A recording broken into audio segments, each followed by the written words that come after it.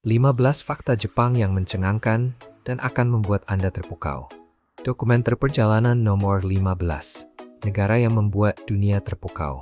Jepang berada di cincin api Pasifik dan terdiri dari 6.852 pulau, dengan jumlah penduduk melebihi 123 juta jiwa. Namun, 97% penduduknya tinggal hanya di 4 pulau utama. Negara ini memiliki lebih dari 110 gunung berapi aktif, termasuk Gunung Fuji, simbol nasionalnya yang ikonik.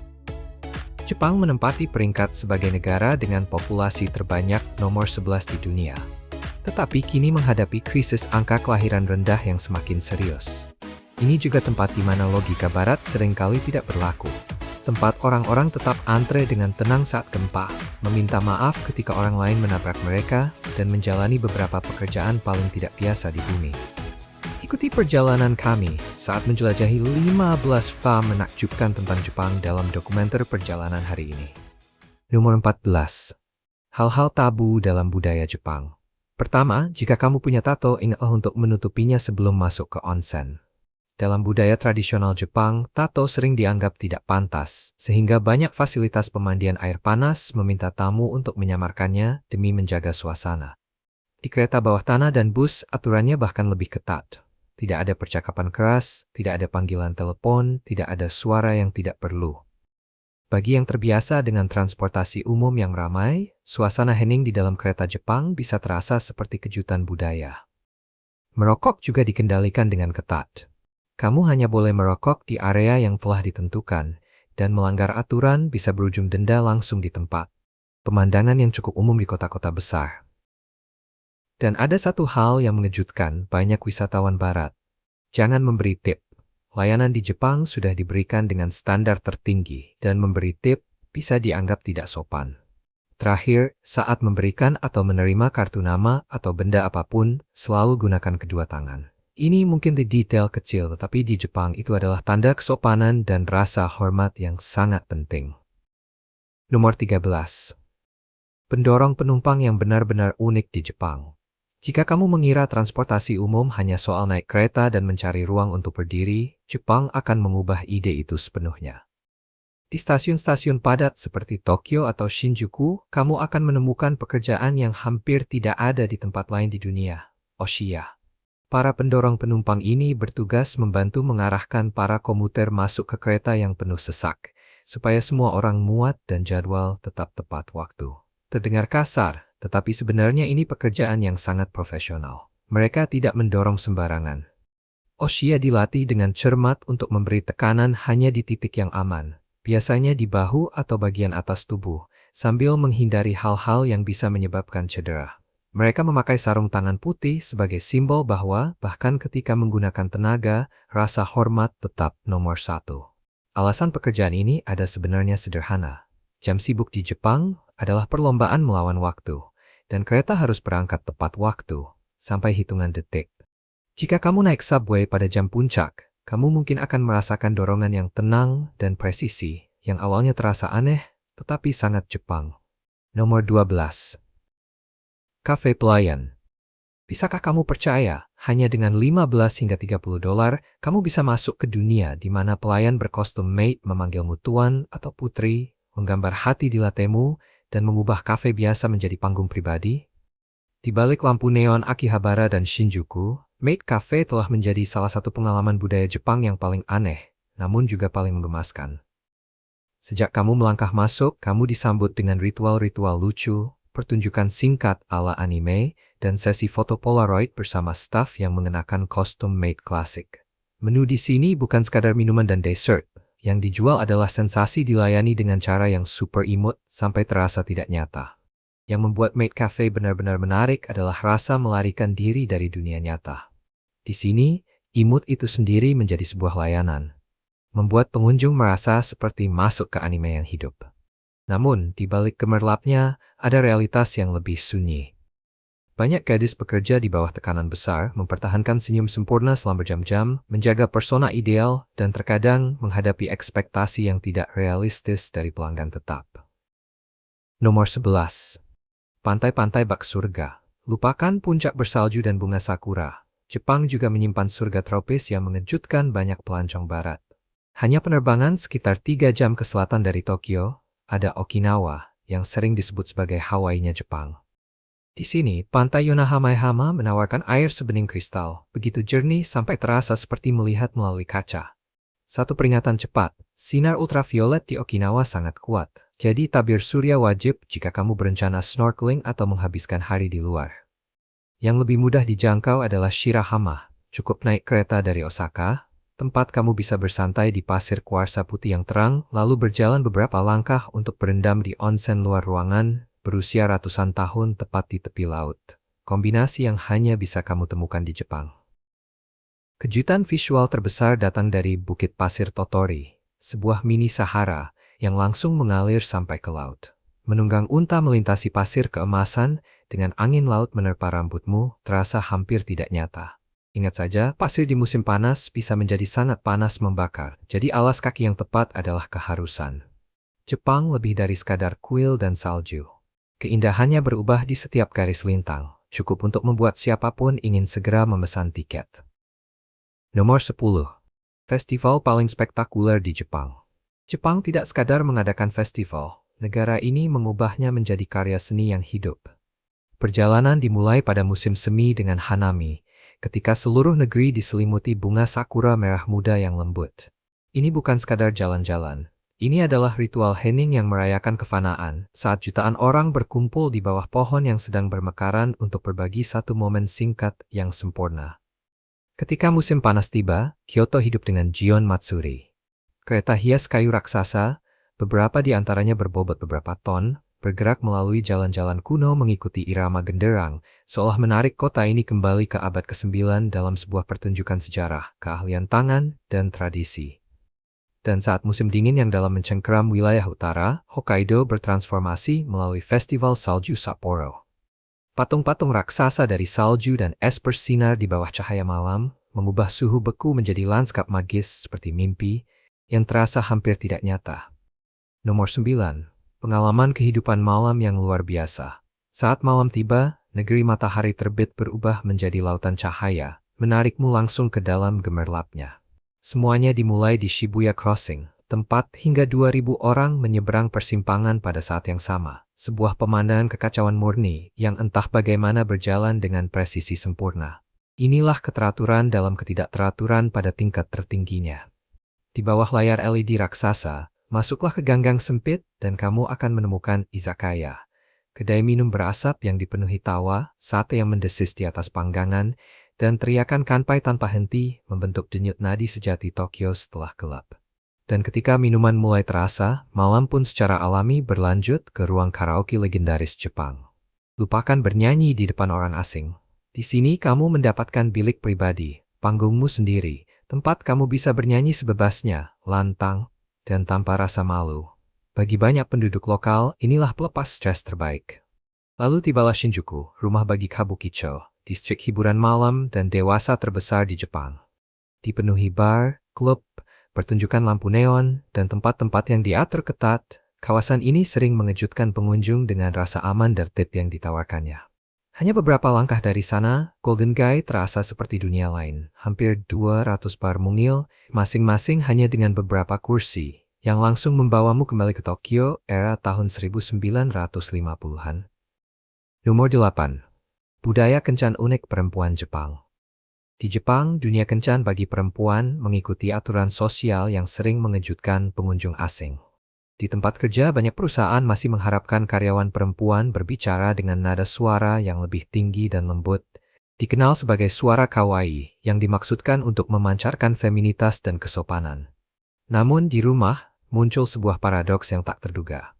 Perempuan seringkali menjadi pihak yang membayar ketika keluarga makan di luar. Hal ini terjadi karena banyak pria Jepang menyerahkan seluruh gaji mereka kepada istri, menjadikan perempuan sebagai pengelola keuangan utama rumah tangga. Pola kencan pun berjalan dengan irama yang berbeda. Alih-alih kencan berdua, banyak orang Jepang, terutama perempuan, lebih menyukai gokon, yaitu pertemuan kelompok antara teman-teman pria dan perempuan. Berkumpul di restoran atau bar membuat suasana lebih santai, mengurangi tekanan, dan memungkinkan hubungan terjalin secara alami dibandingkan suasana privat. Nomor 7. Destinasi yang wajib dikunjungi. Selamat datang di Jepang, sebuah negara yang dipenuhi tempat-tempat yang bukan hanya untuk dikunjungi, tetapi untuk dipandangi dengan rasa takzim. Menjulang di atas segalanya adalah Gunung Fuji. Menjulang setinggi lebih dari 12.000 kaki, gunung berapi suci ini memiliki bentuk simetris yang begitu sempurna, seolah dipahat langsung oleh para dewa. Saat matahari terbit, puncaknya bersinar seperti mercusuar raksasa, sebuah momen sekali seumur hidup bagi para pelancong dari seluruh dunia. Di kakinya terbentang Danau Kawaguchi, tempat air yang tenang berubah menjadi cermin alami. Selama musim bunga sakura, kelopak merah muda yang lembut membingkai puncak bersalju, menciptakan pemandangan surrealis yang terasa seperti mimpi. Melangkah ke barat, bersiaplah terdiam di hadapan kuil Itsukushima. Ketika air pasang naik, gerbang torii merah terang tampak mengapung di atas laut. Sebuah citra ikonik tempat mitologi dan realitas menyatu. Dan untuk menutup perjalanan, tidak ada yang menandingi Hakone. Di kota pemandian air panas legendaris ini, kamu bisa berendam di onsen yang hangat sambil memandangi siluet jauh Gunung Fuji. Sebuah momen ketenangan murni setelah petualangan panjang. Tulis angka 1 di kolom komentar jika matahari terbit di Fuji ada dalam daftar impianmu. Nomor 6. Kehidupan RV di kalangan perempuan muda Jepang. Hidup di dalam kendaraan rekreasi atau RV diam-diam menjadi pilihan gaya hidup minimalis bagi banyak perempuan muda di Jepang. Alasannya sederhana. Harga sewa di kota-kota besar sangat tinggi, dan biaya hidup sehari-hari seringkali melampaui pendapatan. Kebanyakan dari mereka memarkir kendaraan di area yang aman, menggunakan pemandian umum setelah pulang kerja, dan berbelanja larut malam, sekitar pukul 9 malam ketika supermarket memberikan diskon pada makanan segar yang tidak akan bertahan semalaman. Setelah itu, mereka kembali ke RV mungil yang dilengkapi dapur kecil dan tempat tidur. Seorang perempuan berbagi bahwa gaya hidup ini membantunya memangkas pengeluaran hingga hampir 30%, sambil tetap menikmati waktu bersama teman, berbelanja, dan berkencan. Bagi para pelancong, melihat sebuah RV kecil terparkir di dekat pantai Jepang dengan seorang perempuan muda yang tenang nyeduh kopi di dalamnya, terasa lebih dari sekadar momen indah. Ini adalah sekilas pandang langka ke cara hidup khas Jepang. Praktis, mandiri, dan diam-diam membebaskan. Nomor 5. Hotel paling kompak di dunia. Bayangkan kamu masuk ke dalam sebuah kepompong berteknologi tinggi yang panjangnya hanya 2 meter dan lebarnya 1 meter, seperti pot tidur yang dibuat untuk astronot. Inilah hotel kapsul Jepang, simbol obsesi negara ini terhadap efisiensi ekstrem. Di dalam ruang mungil ini, tingkat kenyamanannya justru mengejutkan. Panel kontrol lampu, televisi layar datar, port pengisian daya, dan Wi-Fi berkecepatan tinggi, semuanya berada dalam jangkauan tangan. Dengan harga hanya sekitar 25 hingga 40 dolar per malam, ini adalah penawaran yang luar biasa di Tokyo, kota yang terkenal dengan biaya akomodasi yang selangit. Kamu check-in, menyimpan barang di loker pribadi, lalu melangkah ke ruang yang ringkas, tetapi tetap terasa private. Ini bukan sekadar tempat tidur murah. Ini adalah pengalaman budaya yang mencerminkan filosofi minimalis Jepang, sesuatu yang sebaiknya dicoba setiap pengunjung setidaknya sekali. Dan inilah kejutan utamanya. Konsep kapsul kini berkembang menjadi versi mewah. Dari luar, tampilannya masih seperti kotak tidur futuristik. Namun di dalam semuanya berubah. Pencahayaan sensitif sentuhan, pembersih udara pribadi, pintu geser kedap suara, serta kasur memory foam yang lembutnya bisa menyaingi hotel bintang 5. Tulis komentar angka 5 kalau kamu ingin aku mengulas lebih banyak hotel kapsul. Nomor 4. Industri hiburan dewasa Jepang bernilai miliaran dolar. Sebagai ekonomi terbesar keempat di dunia, Jepang biasanya identik dengan robot, kereta peluru, dan manufaktur super presisi. Namun, di balik simbol teknologi dan kedisiplinan itu, ada kekuatan ekonomi besar yang jarang dibahas, industri hiburan dewasa. Ini bukan operasi tersembunyi atau ilegal. Di Jepang, industri ini berfungsi sebagai sistem komersial yang sepenuhnya diatur, berjalan terbuka di bawah hukum yang ketat, dan menghasilkan perkiraan pendapatan 20 miliar dolar setiap tahun. Skalanya sulit dibayangkan. Lebih dari 20.000 judul baru diproduksi setiap tahun. Jauh melampaui jumlah produksi film negara manapun di dunia. Yang paling mengejutkan wisatawan asing bukanlah ukurannya, melainkan strukturnya. Industri ini berjalan dengan efisiensi korporat yang dingin. Studio bekerja seperti pabrik, kontrak didefinisikan dengan jelas, prosedur distandarkan, dan jadwal produksi dikontrol ketat. Bahkan ada asosiasi perlindungan tenaga kerja yang dirancang untuk mengatur kondisi kerja dan memberikan pengawasan hukum bagi para performer. Kontroversial atau tidak, industri ini tertenun kuat dalam ekonomi modern Jepang. Ia hadir diam-diam di latar belakang, jarang dipromosikan, sering dihindari dalam percakapan, namun dampak finansial dan budayanya tak terbantahkan, menjadikannya salah sektor paling kuat, tetapi juga paling kurang dipahami di negara ini. Nomor 3. Tradisi kuliner yang elegan dan unik. Kuliner Jepang meninggalkan kesan yang tak terlupakan lewat penghormatan mendalam terhadap rasa alami bahan, sebuah filosofi yang paling jelas terlihat dalam sashimi. Tidak ada saus berat, dan tidak ada bumbu yang menutupi rasa.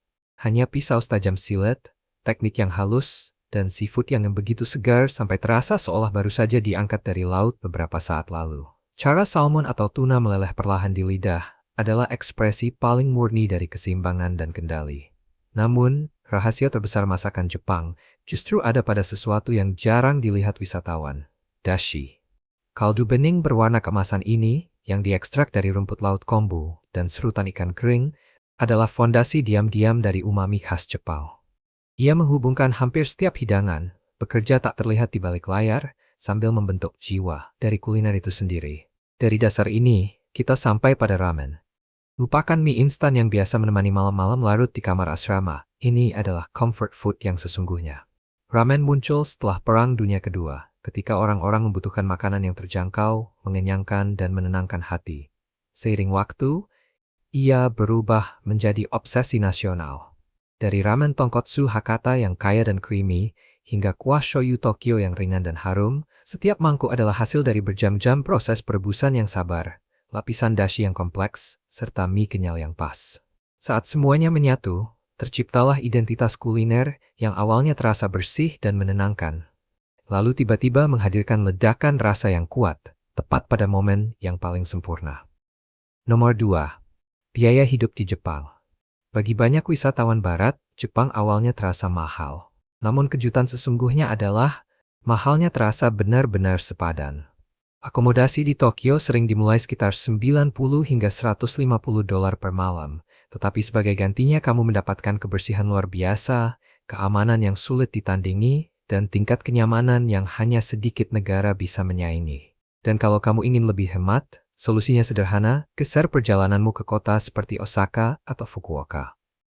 Harga langsung turun sekitar 20 hingga 30%, sementara pengalaman keseluruhan tetap sama berkualitasnya. Yang lebih mengejutkan lagi adalah makanan. Makan enak di Jepang sama sekali tidak mahal. Semangkuk ramen berkualitas tinggi hanya sekitar 7 hingga 10 dolar. Bento minimarket sekitar 4 hingga 6 dolar. Dan restoran kelas menengah seringkali harganya mirip dengan di Amerika Serikat. Bagian paling mengesankan adalah kualitasnya hampir tidak pernah turun, bahkan di warung kecil di pinggir jalan. Untuk menikmati Jepang sepenuhnya, ada beberapa hal praktis yang sebaiknya diingat pengunjung. Banyak restoran keluarga masih belum menerima kartu kredit, jadi membawa uang tunai itu penting. Biaya tambahan di izakaya dan bar adalah hal yang normal, dan taksi di Tokyo, terutama setelah pukul 10 malam, bisa menjadi jauh lebih mahal.